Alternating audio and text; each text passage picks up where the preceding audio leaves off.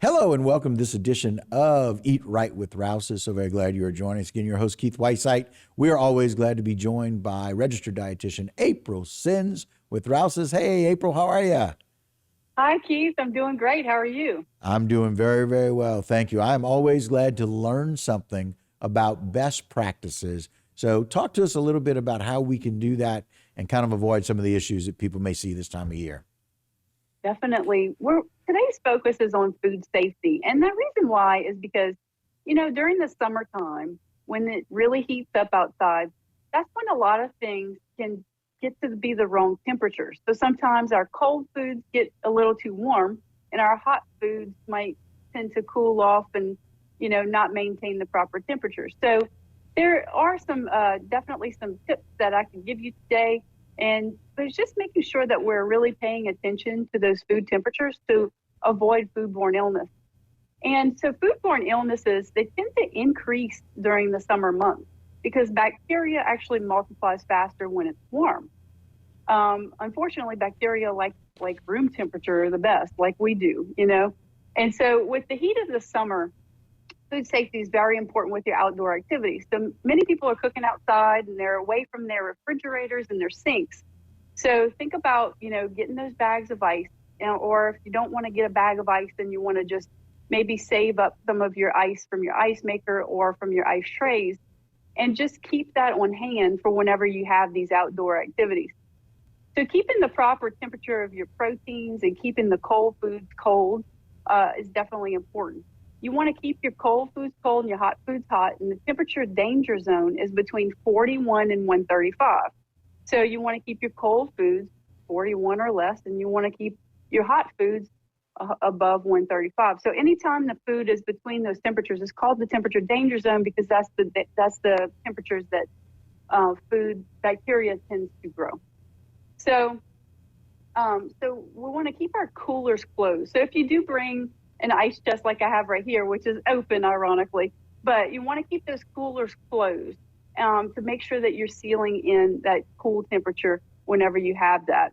You also want to keep your beverages in one cooler because those are ready to drink. And you want to keep anything that is like raw or anything like that in another cooler. You don't want to have the potential where you have some type of raw meat drip on top of your drinks because that's where you can get that thing called cross contamination. That's whenever you have raw, like meat juice, for example, gets on something that does not have to be cooked, or that could be maybe on your fresh vegetables or something like that as well. Right. So avoiding cross contamination of your raw meat, your poultry, or your seafood for serving, unless, and then you want to also make sure you're washing your items. So Okay. washing your produce ahead of time is a great idea before you bring them, either if you're going somewhere or if you're bringing them outside. Make sure you wash your produce ahead.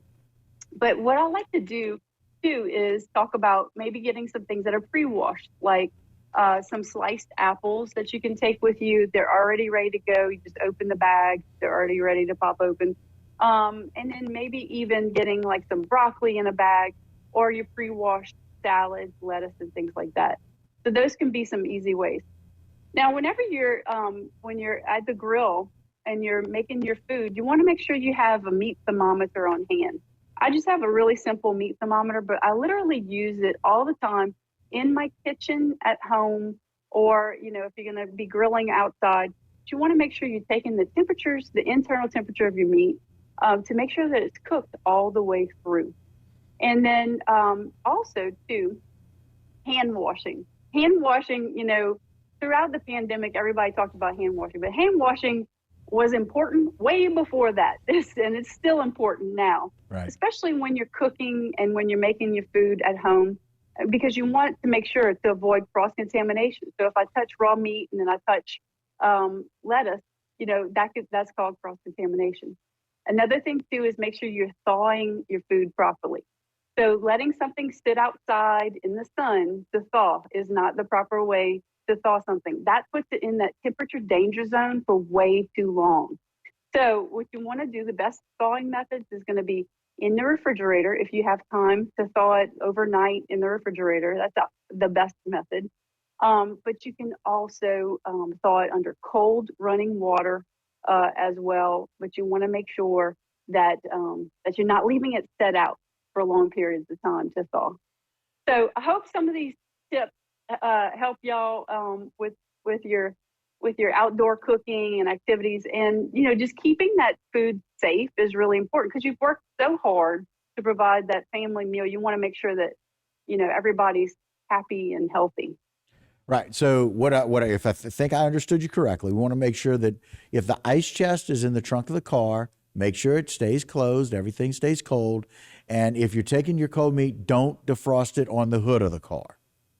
That's right. Exactly. And look, Yes. quite frankly, if people are trying to get set up, they're trying to do something outdoor, they're grilling, or they Yeah. go to a park somewhere, they want to bring their stuff and kind of spread it out. Well, Yeah. making sure that you do the preparation, it's kind of like hurricane preparation like we're in. Make sure Yeah. that you're doing good food prep before you get where you're going.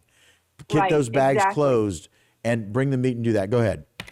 Exactly. And just to call your attention right here, I have some raw chicken right here where I have ice underneath the pan.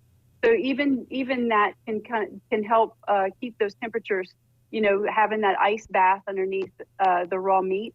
And then once it's cooked, you want to make sure you're not putting it inside of something that had raw meat in it. You want to make sure it's clean, washed, and then you put your cooked meat in your dish as well. They go in there, they're out there. Great recommendations as always, April. Thank you so much. Keeping us nice and healthy and making sure we don't get sick for our grilling. We appreciate it very much. Thanks, Keith, for having me. All right. And that will do it for this particular edition of Eat Right with Rouses. Don't go anywhere. A lot more local programming here on HTV.